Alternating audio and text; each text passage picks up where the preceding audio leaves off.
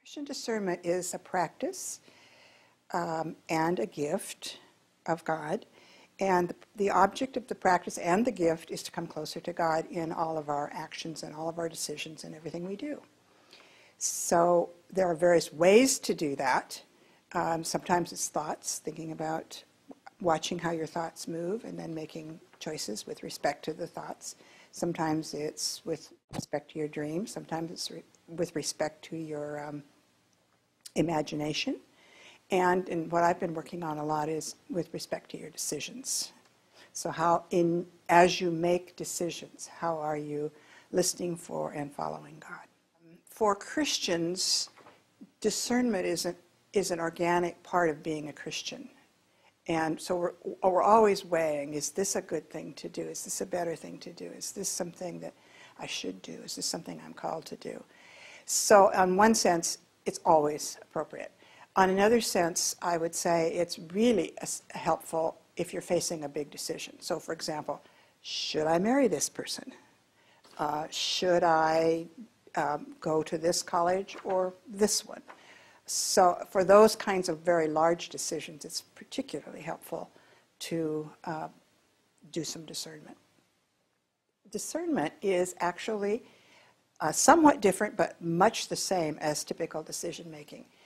In that, if you have a process that works for you for decision making, you do not have to abandon it and try something totally new. But what you want to do, in addition to that, is set it inside of the desire to follow God's call. So set it inside of prayer.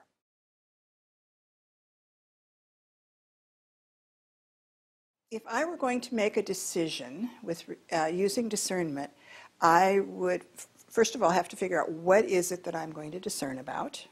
So I'd have to, like in any decision, what is it that's at stake?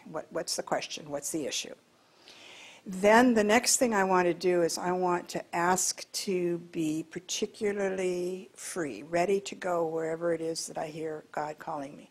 Ignatius used the word indifference for that, which is not a word I particularly like because most people hear that as don't care, which is not at all what he meant. He meant being free, ready to move. So you were able to move beyond anything that you were attached to or your possessions or whatever, if it was clear that God was calling you there. So you ask for that kind of freedom. Then you've got to do the hard work of gathering data, just like any other decision. So if you have poor data, you won't make a very good decision, even though you do everything else. And then you bring all of what you find to prayer. And then you can use a number of different possibilities. Ignatius taught using a thinking mode. He taught using an imaginative mode, but you can use intuition. There's a lot of different ways. You can read your body, see what your body's saying. You can actually use nature and see what happens as you bring your question out into the natural world. There's a lot of different ways that you can actually approach a decision. And I usually suggest that people find out how they make decisions well and use a discernment practice that matches that, but then use another one that's very, very different.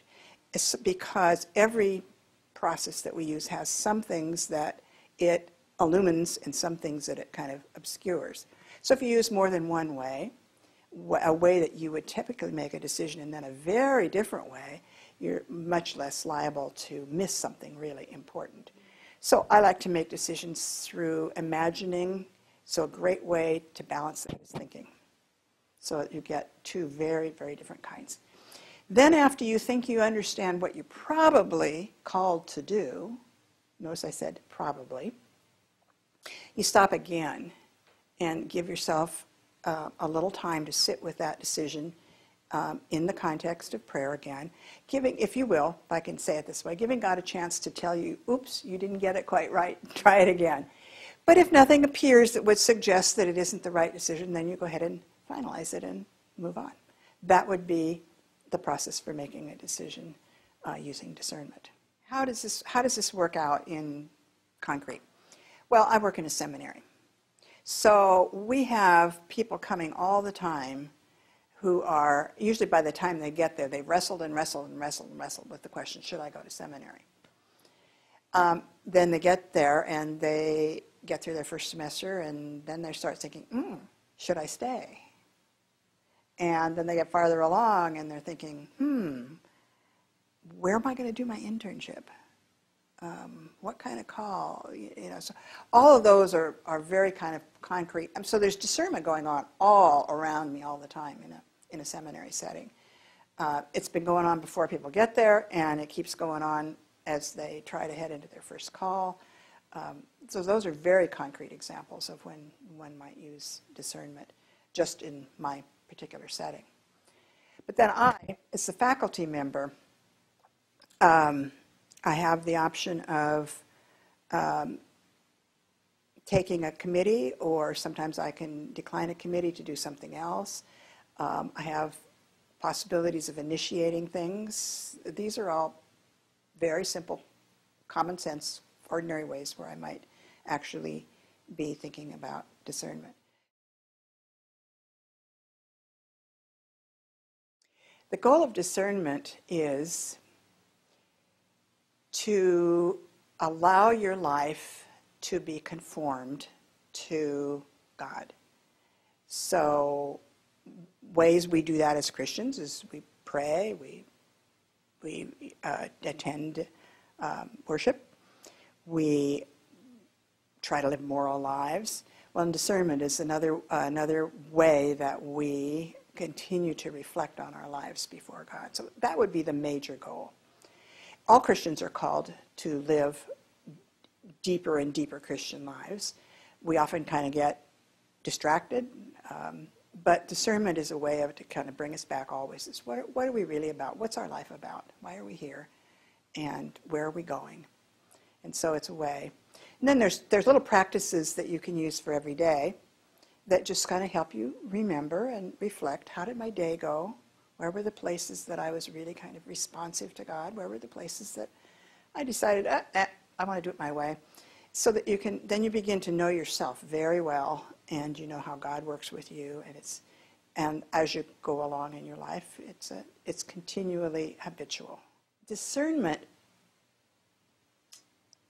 is always a spiritual practice, and it always relies on faith. So just as in any other kind of decision making, you're pretty sure. You're never absolutely positive. If you were absolutely positive, you wouldn't have to rely on God. You just go through your little process, and then you're absolutely certain you know where you're going. So discernment always it's always an act of faith. So it's always a way of saying, okay, God, here I am. What would you like of me?